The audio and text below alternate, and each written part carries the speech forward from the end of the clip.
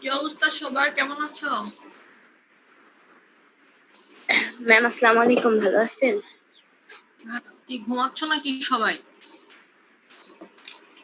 না তো ম্যাম। অসুস্থ কে? নাক টাক টানতেছো? সরি ম্যাম, আমি ওকে, আসলে টাইম দেই 9টায়, কিন্তু দেখা যায় এই নেটে ঝামেলা হয়, এই হয় সেই হয় দিয়ে 10-5 মিনিট চলেই যায় জয়েন করতে করতে। 17 জন এসছো না?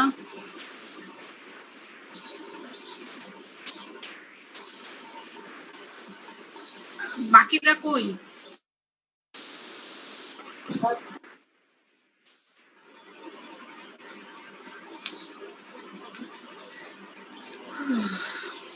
আচ্ছা ঠিক আছে, আমরা হচ্ছে যে কজন এসছো শুরু করে দিই। প্রথমেই তোমাদের যেটা ম্যাটেরিয়ালস তো যেগুলো মোটামুটি ছিল ওগুলো আমি দিয়ে দিয়েছি, সবাই পেয়েছো নিশ্চয়ই? জি ম্যাম, গ্রুপে দিয়ে দিয়েছি। আর সেকেন্ড একটা কথা হচ্ছে বলি, তোমাদের মনে হয় মনোগ্রাফের ইয়ে দিয়ে দিছে রোল। এই আমার আমার কাছে কে কে আছো?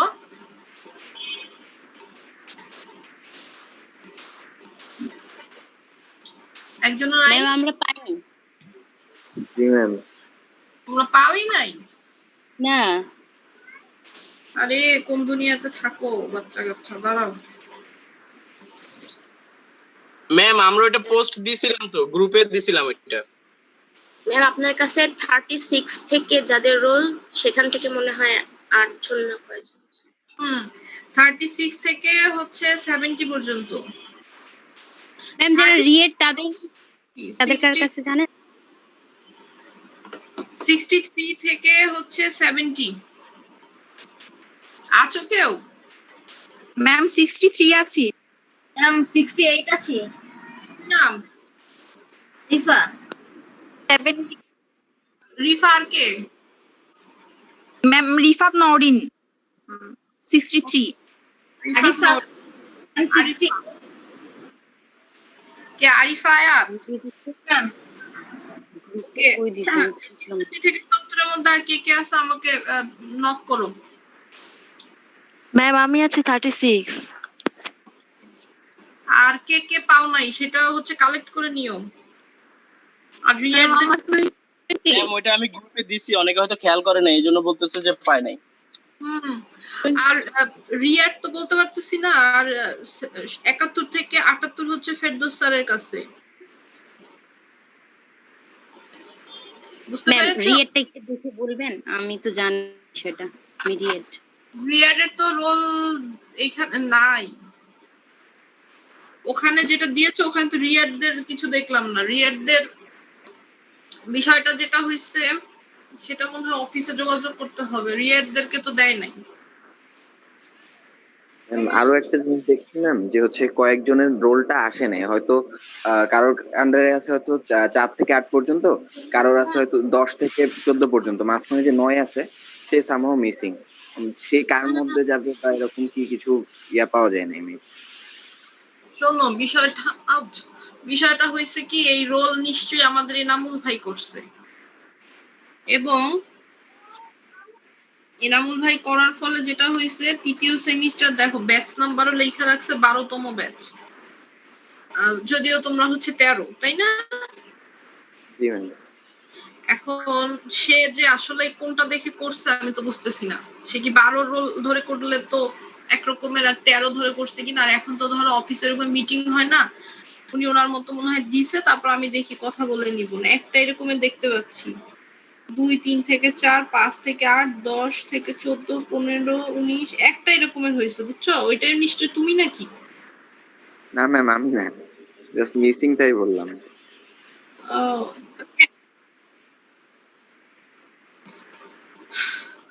কয়জন আর আসে না আমাকে হচ্ছে, তোমরা কার কার রোল আসে না জানিও, কারণ আমি কোর্স টিচারের পাশাপাশি এখন স্টুডেন্ট অ্যাডভাইজারও, তো আমি হচ্ছে তাইলে কথা বলে নিব কার কার আসে নাই।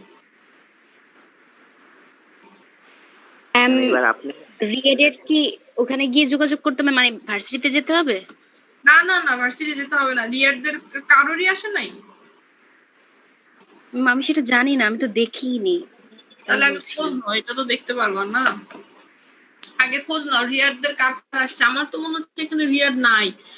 71 থেকে 78 এর তো রেগুলার স্টুডেন্টদের রোল। রিয়েড নাই ম্যাম। কারোরই আছে, রিয়েডের নাই ম্যাম। ম্যাম 85 পর্যন্ত রোল আছে তো, মানে নরমাল 85 রেগুলার পর্যন্ত টাইম, রিয়েক্ট ছাড়াই। আচ্ছা ঠিক, চেয়ারম্যান ম্যামের সাথে কথা বলে দেখবো, ঠিক আছে? দেখে তোমাদের নিশ্চয়ই পরে আরেকটা হয়তো দিয়ে দিবে। ম্যাম এটার প্রসেস তো ভার্সিটি খুললে শুরু হবে, তাই না? কেন ভার্সিটি খুললে শুরু হবে? কাজ শুরু করবা এই অনলাইনেই, সময় লাগবে না করতে? লিটারেচার করবা, তারপরে হচ্ছে তোমাদের একদম শুরু থেকে লিটারেচার করতে হবে, কোশ্চেনিয়ারটা রেডি করতে হবে। ডাটা কালেকশনে হয়তো যেতে পারবা না, তাও যদি টপিকসটা খুঁজে নাও তাহলে তো করতে পারবা। যেমন সবাই তখন গ্রামে চলে গেছো, ম্যাক্সিমামই তো গ্রামে, ঢাকাতে তো খুব কম আসো, তাই না? তো যারা গ্রামে আসো, ওরা নিজের গ্রামের কোনো একটা সমস্যা আশেপাশ থেকে নিয়ে ডাটা কালেকশন শুরু করে দিবা মাস্ক করে। এর আগে তোমার মেথড আছে, মেথডটা কিভাবে করতে হয়, লিটারেচার রিভিউ করতে হবে, কোশ্চেনিয়ার, এতটুকু তো আগানোই যায়। তারপরে ফিল্ডে যাওয়ার বিষয়টা না হয় পরে চিন্তা করা যাবে। জি ম্যাম। তো যে কয়জন হচ্ছে যেই টিচারের আন্ডারে রোল পেয়ে গেছো, তোমরা একসাথে হয়ে আমার সাথে যোগাযোগ করবা। ঠিক আছে। আমরা একটা মেসেঞ্জারে গ্রুপ খুলে নিব। মেসেঞ্জারে গ্রুপ খুলবা কাদের জন্য? এই আমার সাথে যারা 6 জন 8 জন এরা? ম্যাম মেসেঞ্জারে গ্রুপ আসলে হয় কি, মেসেজ অনেক পেজ করে আবার এগুলো কি করবে? একসাথে কিভাবে হবে ভার্চুয়ালি? ভার্চুয়ালি আর কি আসো, আমার আজকে আগে তাকে ফোন দিতে বললো। আমি তোমাদের এই জুমেই হয়তো একটা ক্লাস দিয়ে দিব 8 জন, আর আধা ঘন্টা 40 মিনিটের জন্য এই 6 জন আসবা, এসে 8 জন। আচ্ছা ম্যাম ঠিক আছে। আচ্ছা চলো আমরা ক্লাস শুরু করে দেই।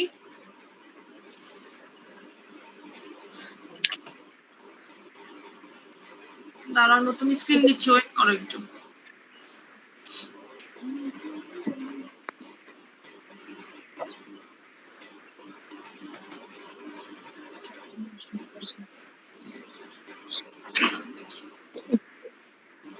লক্ষ্মী ম্যাডাম আমাদের দেখা দেবে দেখা যায়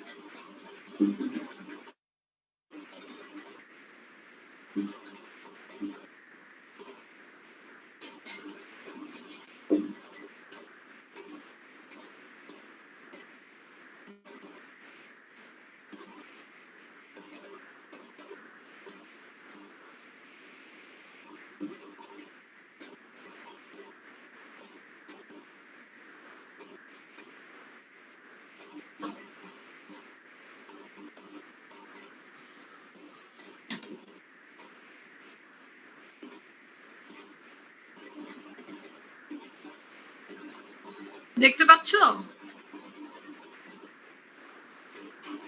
না ম্যাম, শো করতেছে না। না ম্যাম এখন না। ওকে ওকে, দাঁড়াও।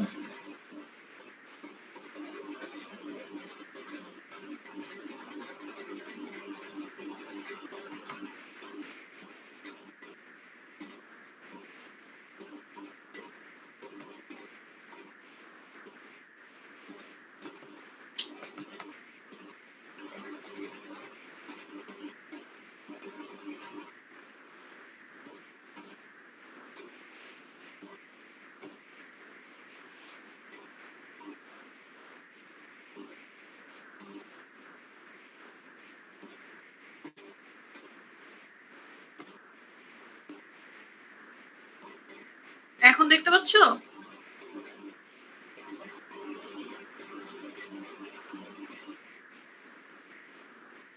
জি ম্যাম এখন দেখা যাচ্ছে।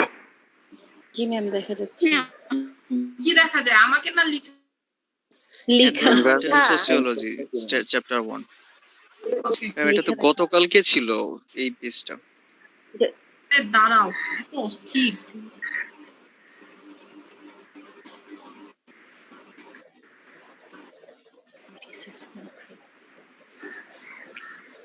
দেখছো, আজকের টপিক হচ্ছে আমাদের ফুড চেইন।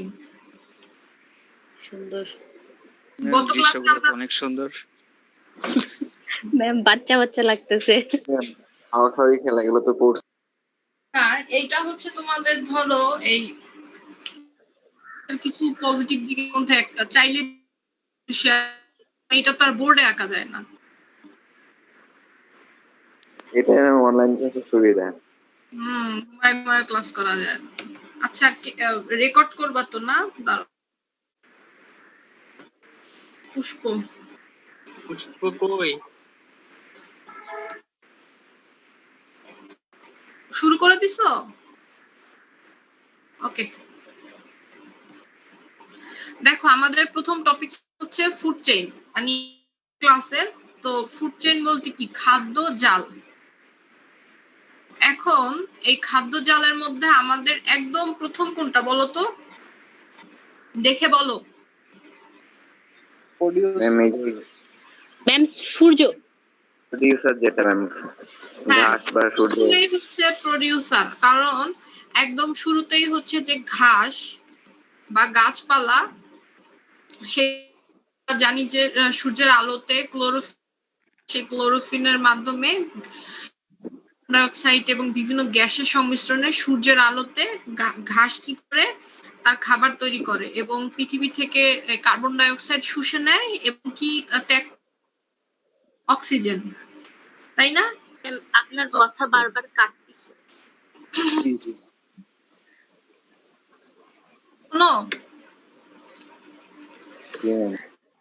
প্রথম কনসেপ্ট যেটা হচ্ছে আমাদের প্রোডিউসার, কোনো কিছু উৎপাদক সে নিজের খাবার নিজে তৈরি করে, প্লাস হচ্ছে অন্যের জন্য খাবার সরবরাহ করে। সেটা হচ্ছে আমাদের সবুজ গাছপালা বা ঘাস, যারা সূর্যের আলোর মাধ্যমে নিজেদের খাবার তৈরি করে, কার্বন ডাই অক্সাইড শুষে নেয় এবং অক্সিজেন ত্যাগ করে। এবং সাথে কি দরকার? সূর্যের আলো এবং পানি। তো এই সূর্যের আলো আর পানি এই দুইটা কোথা থেকে আসে? আমাদের পৃথিবীর উপর থেকে, বা আমরা বলতে পারি এবং বৃষ্টির মাধ্যমে পানি হচ্ছে পৃথিবীতে পড়ে। সেই পানি এবং সূর্যের আলোর মাধ্যমে আমরা প্রোডিউসার তাদের খাবার উৎপাদন করে। বলো, কথা বলে। প্রোডিউসার খাবার উৎপাদন করে।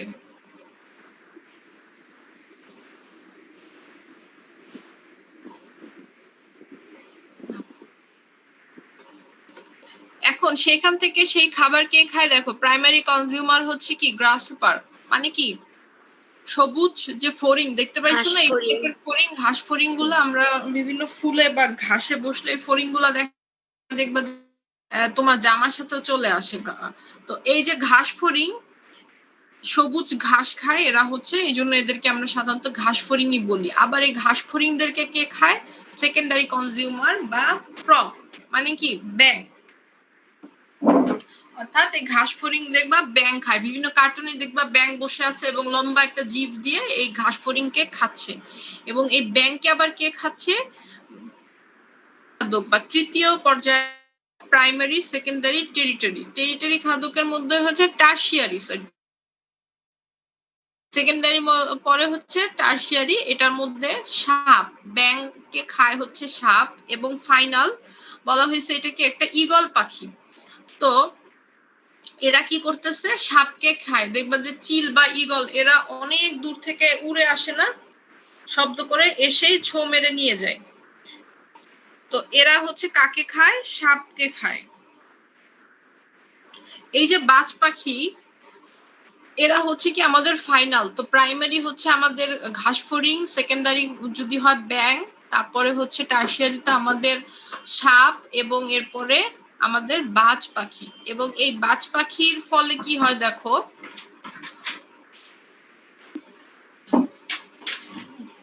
এই বাজ পাখি থেকে তারপরে খাবার, বাজ পাখি খাওয়ার পরে এই যে ডিকম্পোজার মানে কি, যখন বাজ পাখিকে তো আর কেউ খায় না, খায়?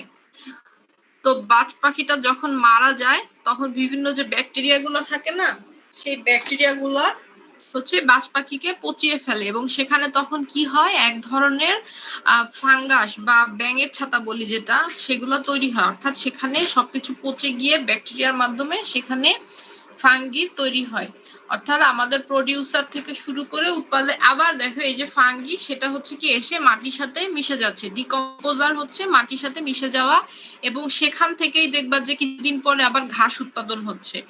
কোনো একটা জায়গায় গেলে আস্তে আস্তে দেখবা যে সেখানে ব্যাঙের ছাতা বা মাশরুমের মতো তৈরি হয়, এবং সেখান থেকে কয়েকদিন পরে ঘাস তৈরি হয়। সো মানে ওদের প্রক্রিয়াটা আবার পুনরায় চলতে থাকে। এখন এই ফুড চেইনটা আসলে কি দেখো, আরেকটা ফুড চেইন আমাদের, সেটা হচ্ছে আমরা, ওইটা তো ছিল আমাদের পৃথিবীর উপরি অংশে, এবং এটা হচ্ছে আমাদের পানির মধ্যে যে আমাদের ফুড চেইন। পানির ভিতরে ফুড চেইনের মধ্যে প্রথমে দেখো ওয়ান সেল লাইফ, আমরা জীব অনুজীব পড়েছি না, সেটা হচ্ছে একটা সেল। এই আমাদের শরীরে যেমন অনেকগুলা সেল থাকে, এরা হচ্ছে একটা ক্ষুদ্র সেল বা ছোট্ট একদম ব্যাকটেরিয়া টাইপের জিনিস বলতে পারো, যেটা হচ্ছে কি আমাদের পানির ভিতরে থাকতেছে। সেখান থেকে কি হচ্ছে দেখো, এই চক্রটা কিন্তু প্রথমে উল্টা দিকে ঘুরে গেছে, আবার এদিক থেকে ঘুরেও তোমাদের সেম ভাবে চলে আসবে। সেই যে পানির ওয়ান সেল, সেটা আস্তে আস্তে কি করতেছে, স্মল, লার্জ শার্ক, তারপরে হচ্ছে টুনা, এটা কিন্তু উল্টা দিকে যাচ্ছে। টুনা মাছ কি খায়? ছোট মাছকে। ছোট মাছ কি খাচ্ছে বলো? ছোট মাছ কি খাচ্ছে? এই যে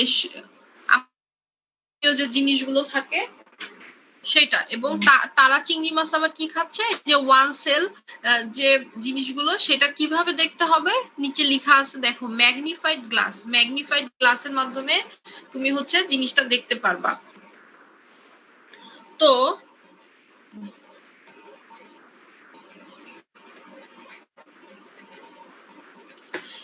প্রথমে আমরা যেটা দেখলাম, আবার এই একই ভাবে জিনিসটা একটাই তো চক্র আকারে ঘুরছে, দুইটা জিনিস কিন্তু আলাদা, খেয়াল করে দেখবে। এটা হচ্ছে ঘাস থেকে গিয়ে ঘাস, তারপরে স্নেক, এটা দেখাচ্ছি। কিন্তু এখানে হচ্ছে আবার যখন আমরা করব তখন হচ্ছে ওয়ান সেল বা একদম ক্ষুদ্র অণুজীব থাকবে, সেই থেকে আমাদের ঘুরে প্রথমে হচ্ছে লার্জ ফিশ, টুনা ফিশ। কারণ কি, এরা সমুদ্রের মধ্যে খায়, এবং অনেক সময় দেখবা বড় মাছ কিনে আনলে তার পেটের মধ্যে বা মুখের কাছে আরো ছোট ছোট মাছ পাওয়া যায়। টোটালি হচ্ছে কে কাকে খেয়ে বেঁচে থাকে। এবং তাহলে আমাদের ফুড চেইনের ডেফিনেশনটা আসলে কি হবে? Food chain is ecology. In ecology, the consequence of transfers of matter and in the form of food. অর্থাৎ কি বলছে? ট্রান্সফার করবে কি? এনার্জি এবং ম্যাটার, এই দুটা কি করবে? একজন আরেকজন থেকে ট্রান্সফার করবে। এই ম্যাটার মানে হচ্ছে কোন একটা বস্তু। অর্থাৎ এই ফুড চেইনটা হচ্ছে এমন একটা সিকোয়েন্স যেটার মাধ্যমে শক্তি এবং হচ্ছে কোনো বস্তু, যেটা কি ফর্মে থাকবে? ফুড। ফর্ম অফ ফুড থাকবে এবং সেটা একটা অর্গানিজম থেকে আমাদের অন্য একটা অর্গানিজমে যাবে। আমরা এর আগে তোমাদের বায়োটিক অ্যাবায়োটিক পড়িয়েছিলাম, সেখানে হচ্ছে বায়োটিক থাকতে হবে, কারণ তার হচ্ছে জীবিত বা লিভিং, এদের খেয়ে পরে বাঁচতে হয়। তো সেটাই বলছে organism. Food chain intertwine food web, চেইনটা আসতে একটা জালের মতো তৈরি করে, because most organisms one type of এনিম্যান্ট। এখানে দেখো আমরা জাস্ট হচ্ছে একটা সার্কেল দেখাইছিলাম যে কি হবে, এই খাচ্ছে। এখন এইটার জাস্ট একটু এদিক থেকে আমরা যদি আরেকটা শাখা তৈরি, আবার কি দিয়ে দিলাম, ঘাস কি শুধু ঘাস ফড়িংই খায়? ঘাস ধর আমরা কি দিয়ে দিলাম, একটা খরগোশের বাচ্চা, খরগোশ কি করে, ঘাস খায় না? আর এই খরগোশের বাচ্চাকে কে খাচ্ছে? বাচ্চাকে তুমি দিতে পারো, খাচ্ছে। দেখবা যে চিড়িয়াখানায় বন্য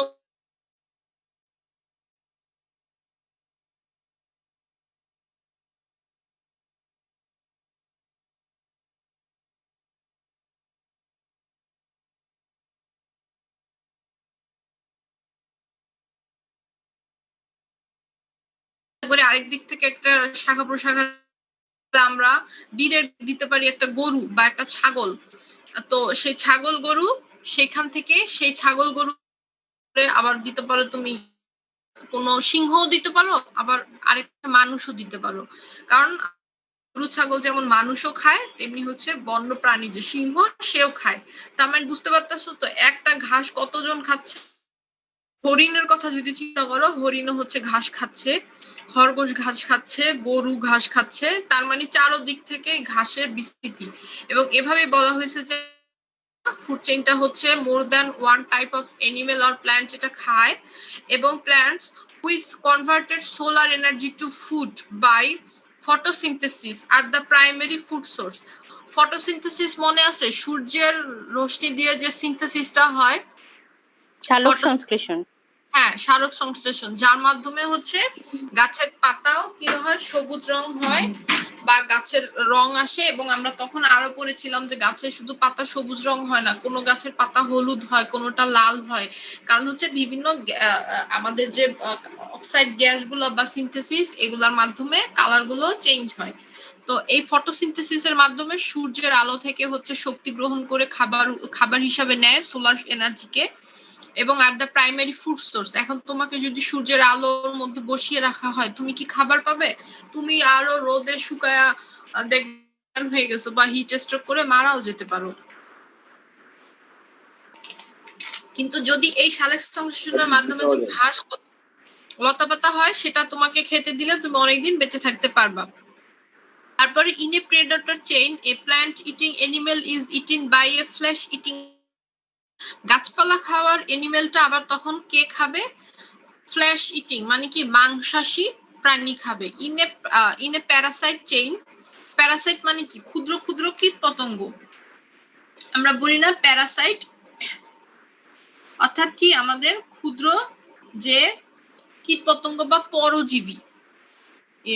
in a Parasite chain smaller organism consumes parts of a large host, অর্থাৎ এরা যেহেতু পরজীবী, হোস্ট মানে কি আরেকজনটা বহন করে। যেমন আমরা কোনো পার্টি দিলে বলি না যে হোস্ট, অর্থাৎ একজন হচ্ছে সেটা খরচটা বিয়ার করে, সেটাই বলা হয়েছে।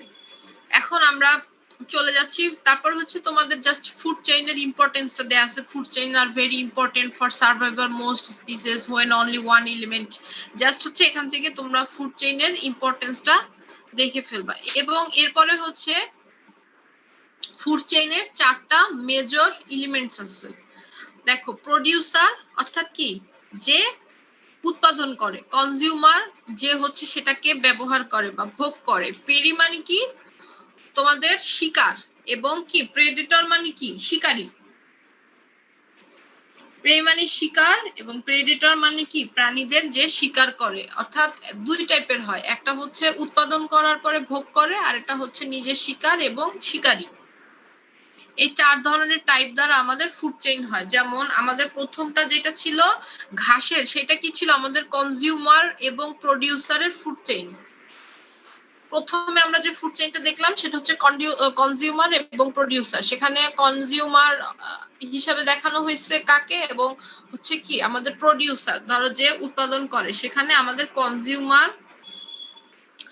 প্রোডিউসার হচ্ছে কি ঘাস, এবং কনজিউম একদম লাস্ট ফাইনাল কনজিউম করতেছে কি আমাদের ফাঙ্গাস বা ব্যাকটেরিয়া। এটা হচ্ছে আমাদের কনজিউমার বা প্রোডিউসারের ফুড চেইন। আরেকটা তুমি জাস্ট এর পরেরটা চিন্তা করো, যদি সেকেন্ড স্টেজে যাও, আম্মু যখন খাওয়াই দিত পরবর্তীতে আস্তে আস্তে 8টার সময় প্রাইভেটের 8টা 15 সময় প্রাইভেট বড়টা কম্পিউটার দিতে অসৎ থাকে। এই কিছুক্ষণ পরে পরে মিউট করে আর কথা শুরু করে দাও কেন? তো প্রথমটা আমাদের হচ্ছে প্রোডিউসার কনজিউমারের, এবং সেকেন্ডটা যদি চিন্তা করো গ্রাসফার, এটা হচ্ছে আমাদের পেরি, অর্থাৎ কি শিকার। এটাকে কে শিকার করতেছে? এই যে ফ্রগ, এটা হচ্ছে শিকারী। আবার ফ্রগ, ব্যাং হচ্ছে শিকার, সাপ হচ্ছে শিকারী, সাপ হচ্ছে শিকার, বাজ পাখি হচ্ছে শিকারী। বুঝতে পারছো? মানে একটা ফুড চেইনের মধ্যে এই 4টা ক্যারেক্টারিস্টিক্স দেখা যায়, কনজিউমার, প্রোডিউসার, প্রে এবং হচ্ছে প্রেডেটর। তারপর হচ্ছে প্রেডেটরের মধ্যে predator is something that hunts and preys upon something else usually for survival such as animal. অর্থাৎ আমাদের এই শিকারীকে বলা হয়েছে এক ধরনের প্রাণী যারা শিকার করে কিসের জন্য? তাদের সার্ভাইভালের জন্য। The predator's role in the food chain is to keep the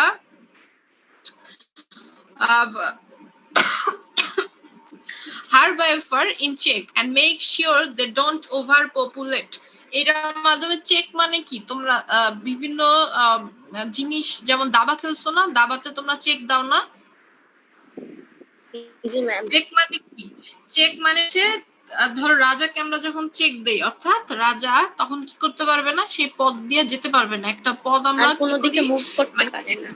হ্যাঁ, এক দিক থেকে চেক দেওয়ার পরে মুভ করতে পারে না, তখন কি হয়? একটা ব্যালেন্স হয়। খেলার ক্ষেত্রে তো তখন হেরে যায়, কিন্তু কোনো কিছু যখন খুব বেশি বৃদ্ধি পেতে থাকে তখন আমরা তাকে চেক দিই যেন সে অনেক বেশি ওভার পপুলেটেড হতে না পারে। অর্থাৎ ধরো এখন যদি ঘাস ফড়িং কেউ না খাওয়ার থাকতো, তাহলে দেখতে প্রচুর ঘাস ফড়িং হইতেছে, কেউ খাচ্ছে না, চারদিকে খালি ঘাস ফড়িং, কিন্তু অন্য একটা প্রাণী এটা খেয়ে কি করতেছে? ব্যালেন্স ঠিক রাখতেছে। অর্থাৎ প্রত্যেকটা জিনিসই পৃথিবীতে বা একটা জঙ্গলে যদি চিন্তা করো, একটা প্রাণী অন্য একটা প্রাণীকে খেয়ে একটা ব্যালেন্স ঠিক রাখে, যেন ওর পরিমাণ বেশি হয়ে না যায়। যত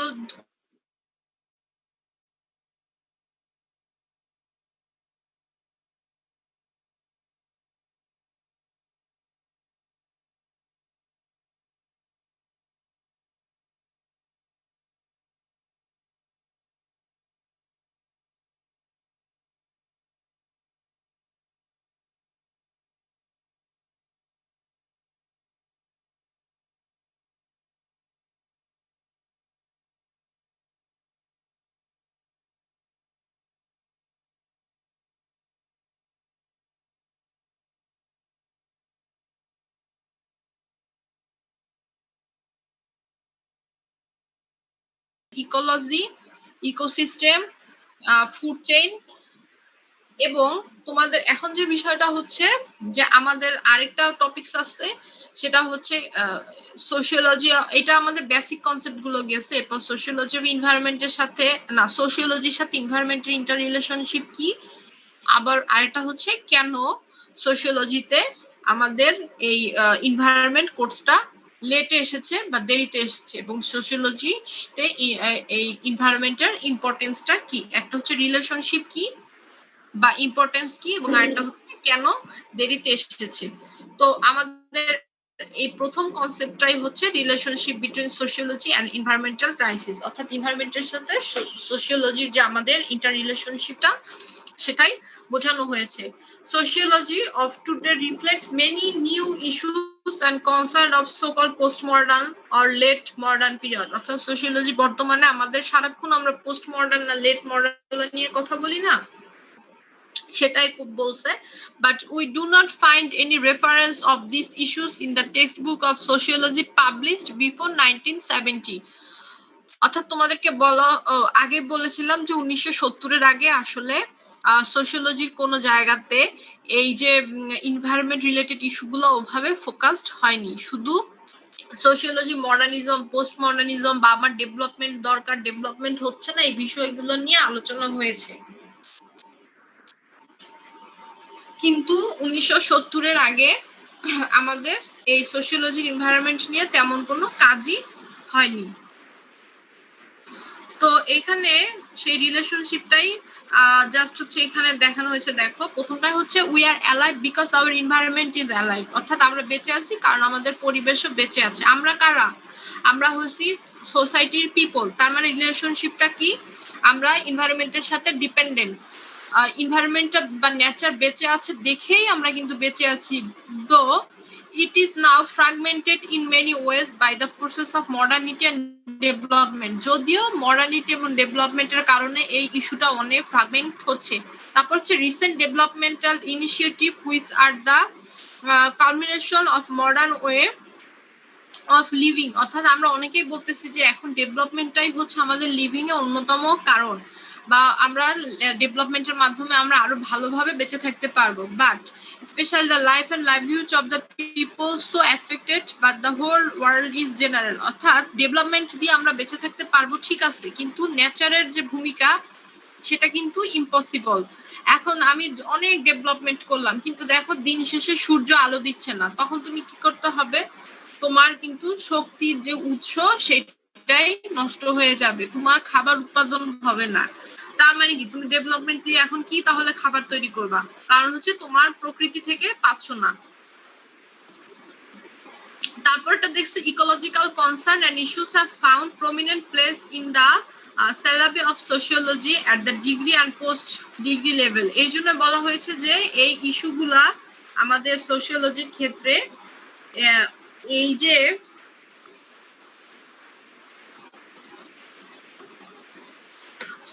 সোশিওলজির যে সিলেবাস সেই ক্ষেত্রে এই জন্যই এই ইকোলজিক্যাল ইস্যুগুলোকে প্রমিনেন্ট হিসেবে জায়গা বা স্থান দেওয়া হয়েছে। তারপরে কি বলছে, এটা আস্তে আস্তে আমাদের মেজর কনসার্ন হয়ে গেছে। কোনটা? এই আমাদের এনভায়রনমেন্ট, যেখানে হচ্ছে কি আমাদের crisis as the by product of modernity, অর্থাৎ টোটালি তোমাদের ইম্পর্টেন্সটার জায়গায় বোঝানো হয়েছে কি, যেহেতু আমরা 1970-এর পর থেকে এনভায়রনমেন্ট নিয়ে কাজ করছি, তো ততক্ষণে কিন্তু আমাদের সোসাইটি মোটামুটি ডেভেলপমেন্ট এবং কোথাও পোস্ট মডার্ন বা মডার্নিজম বা পোস্ট মডার্নিজম অলরেডি শুরু হয়ে গেছে। তো সেই হিসাবে দেখা গেছে যে পোস্ট মডার্নিজমের সাথে এই জন্য এনভায়রনমেন্টকে তুলনা করা হচ্ছে যে পোস্ট মডার্নিজম এইটা হতে পারে, কিন্তু সেই ক্ষেত্রে আমাদের এনভায়রনমেন্টটাকে আরো মেইন বা প্রধান ফিনোমিনন হিসাবে দেখতে হবে। কারণ দিন শেষে আমাদের যে increasing use of technology and the consequence of industrialisation, urbanisation আমাদের ইকোলজিতে অনেক প্রবলেম ক্রিয়েট করছে। তারপরে কি, অর্থাৎ তোমাদের কিন্তু এই রিলেশনশিপ গুলাই দেখাতে হবে, এবং এই রিলেশনশিপ গুলা কিন্তু এমন না যে সবগুলো পজিটিভ হবে। তোমাকে জাস্ট রিলেশনটা দেখাতে হবে, সেটা তোমার সাথে পজিটিভও হতে পারে, নেগেটিভও হতে পারে। সাপোজ হচ্ছে তোমার সাথে এখন যদি আমি মিডিয়ার ইউজ করা বুঝাই যে মিডিয়ার সাথে একজন স্টুডেন্টের রিলেশনশিপ কি, তাহলে আমি পজিটিভ দিকও দিতে পারি যে মিডিয়ার মাধ্যমে সেই স্টুডেন্টটা হচ্ছে তার এক্সটার্নাল যে ওয়ার্ল্ড সেটা সম্পর্কে সে ইনফরমেশন নিতে পারছে, বা কোথায় কি ঘটতেছে সেগুলোও সে নিতে পারছে, এটা হচ্ছে তার সাথে তার পজিটিভ। আর নেগেটিভ ইস্যু কি, যে সারাক্ষণ এটার কারণে সে বাহিরের যে দুনিয়া সেখানে বের হচ্ছে না, ঘর থেকে বের হচ্ছে না, তার জেনারেল নলেজ গ্রো হচ্ছে না, চোখের পাওয়ার কমে যাচ্ছে। ঠিক তেমনি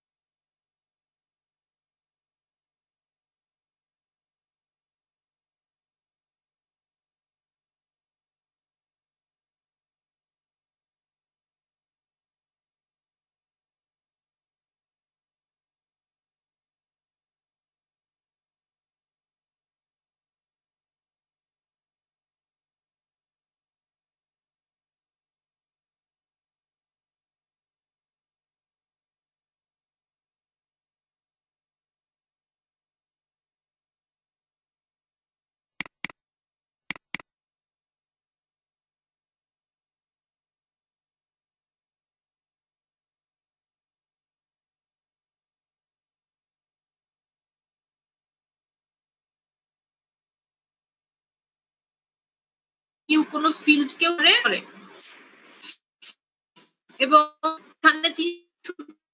এখানে হাইলাইট করতে চাইছেন একটা হচ্ছে environmental so in is sociology first and environmental issue only come next অর্থাৎ এখানে environmental sociology তে বোঝানো হয়েছে যে প্রথমে sociology টপিকসটা আসবে এবং সেকেন্ডলি আমার কোনটা আসবে environmental ইস্যু গুলো to mainstream perspective of sociology that is micro and macro এবং বোঝানো হয়েছে যে আমাদের সোশিওলজিতে বা দুইটা মেইনস্ট্রিমিং পার্সপেক্টিভ আছে একটা হচ্ছে মাইক্রো লেভেল একটা হচ্ছে ম্যাক্রো লেভেল তো কোনটা বড় কোনটা ছোট মাইক্রো না ম্যাক্রো মাইক্রো ছোট ছোট ম্যাক্রো বড় হ্যাঁ আমরা মাইক্রো ক্রেডিট ক্ষুদ্র মাইক্রো হচ্ছে ছোট আর ম্যাক্রো সবগুলো মেইন স্ট্রিমিং সোসাইটি দুইটা ইস্যুকে খেয়াল করে একটা মাইক্রো বা ছোট এবং আরেকটা হচ্ছে ম্যাক্রো বা বড় লেভেল এবং আরেকটা বিষয় বলছে এখানে প্রথমে এনভায়রনমেন্টাল সোশিওলজিক্যাল ইস্যুগুলো এরপর এনভায়রনমেন্টাল ইস্যুগুলো আসবে to environmental social in terms of Marx এবং মার্কসিস্ট বলছে the below predetermine the point of origin of the based on ideological commitment is also এটা can you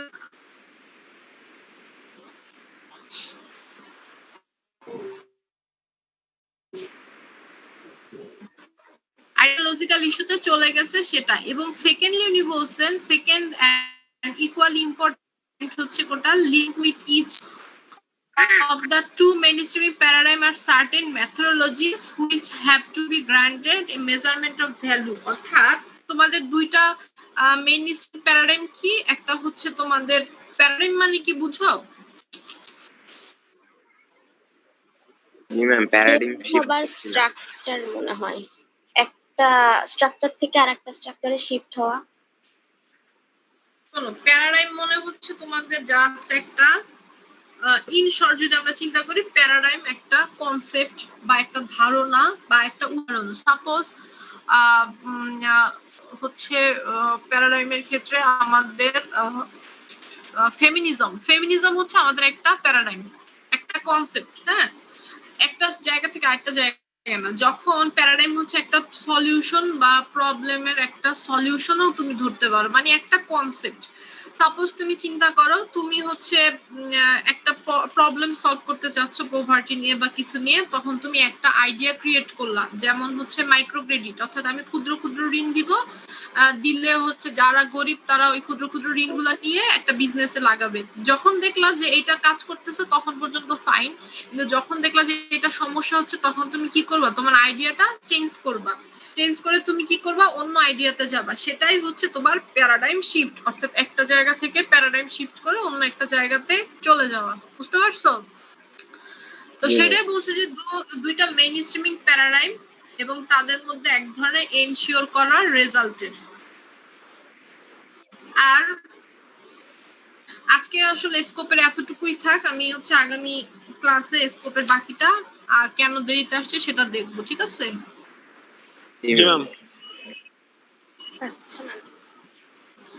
কারণ অনেকখানি আছে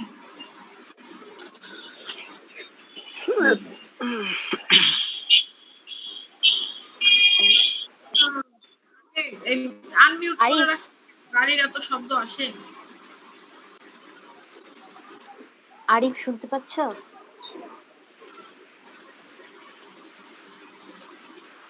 হ্যালো হ্যাঁ আচ্ছা শুধু আমি এগুলো ওপেন করতে পারি না কেন আমি হোয়াটসঅ্যাপ গ্রুপে দিয়ে দিছি ওখানে দেখেন ওকে তোমরা তাহলে ভালো থাকো সুস্থ থাকো আর কেন খুঁজে পাচ্ছ না এগুলো পরে আলোচনা করো ঠিক আছে ওকে আল্লাহ হাফেজ আমি নেক্সট ক্লাসে আসসালামু আলাইকুম ঠিক আছে আল্লাহ হাফেজ আসসালামু আলাইকুম আল্লাহ হাফেজ ওয়া আলাইকুম আসসালাম